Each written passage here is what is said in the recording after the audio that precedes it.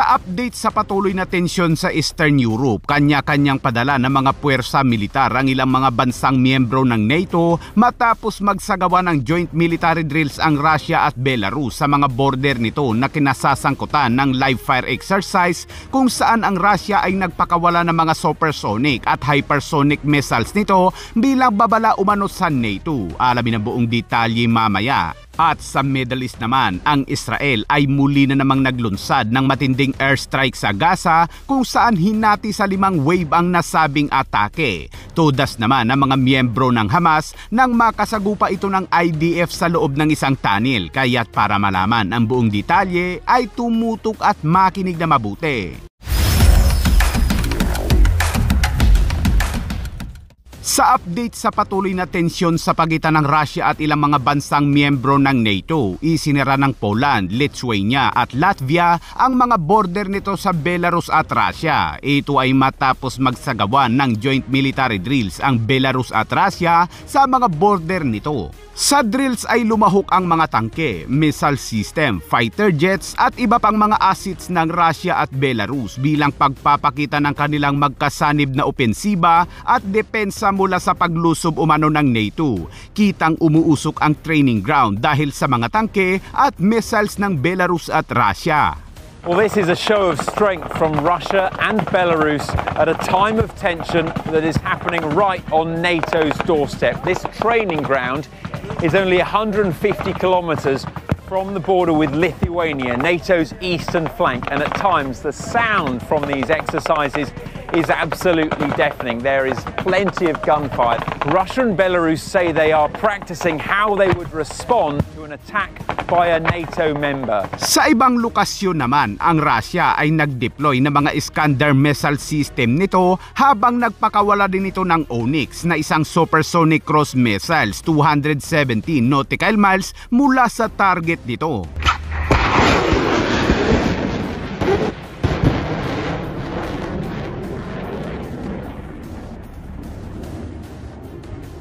At hindi lang yan dahil nagpakawala din ang Navy ship nito na Gulukov frigate ng Zircon na isang supersonic cross missiles.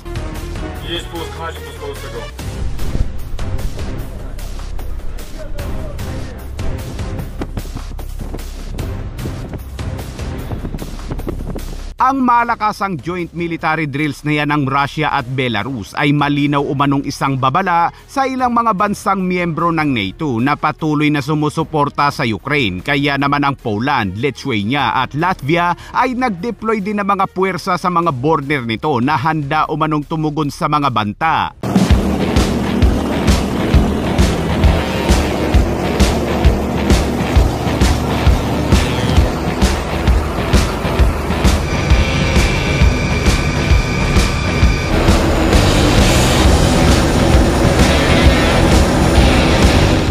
Ayon naman kay Finnish President Stab, ang Pangulo umano ng Russia na si Vladimir Putin ay palpak umano ang mga plano nito kung saan naungkat na naman ang sinabi noon ni Putin na suloob lamang ng 4 na araw na labanan ay masasakop na nito ang Ukraine. Ngunit imbis na 4 na araw ay umabot umano ito ng 4 na taon at hindi pa rin ito masakop ang Ukraine hanggang ngayon.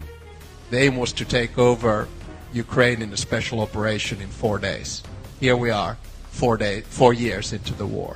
Ayon naman kay US President Donald Trump ay handa umano siyang gumawa ng mga malalaking sanctions sa Russia kapag ang lahat ng NATO nation ay sumang-ayon na tumigil na sa pagbili ng langis mula sa Russia.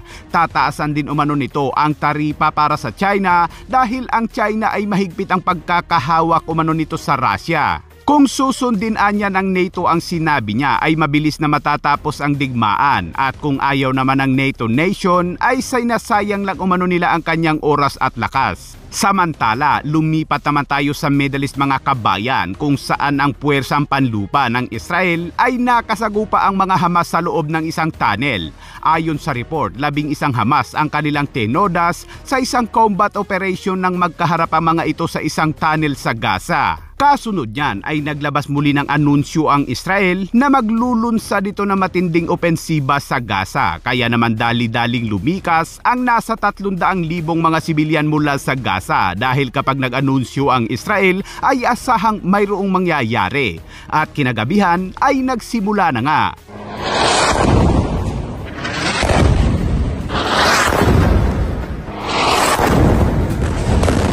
Wasak na naman ang mga target na gusali na pinagtataguan at ginagawang observation post ng Hamas kasama ang isa pa umanong grupo na Islamic Jihad. Ayon sa IDF, ang mga gusali ay ginagamit upang manmanan umano ang kanilang kilos at bukod pa dyan ay mayroon umanong mga sniper na nakaposisyon. At kinabukasan ay hindi talaga maawat ang Israel at nagpatuloy ito sa kanilang precision strike sa mga gusali pa rin.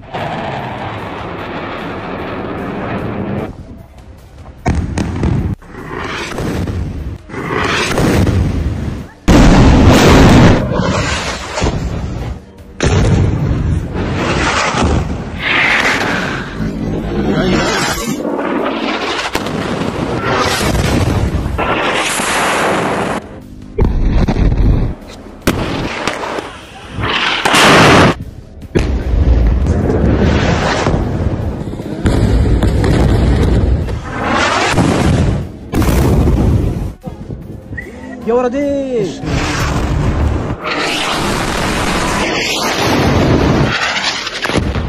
Sinabi ng IDF na sa loob ng isang linggo ay umabot umano sa 500 gusali ang kanilang tinarget at hinati sa 5 wave strike gamit ang kanilang mga fighter jets, 3 wave strike sa Gaza City at 2 wave strike naman sa Dara, Tufa, Shikradwan at Shantikam. Sinabi rin ng IDF na panahon na para sumuko umano ang mga Hamas. Kasunod niyan, abay muli na namang pinasadahan ng Israel ang mga Hezbollah sa Lebanon kung saan binomba nito ang isang base sa Bekaa Valley at isang sasakyan kung saan sakay umano nito si Muhammad Ali Yassin na isa umanong tagagawa ng mga armas ng Hezbollah.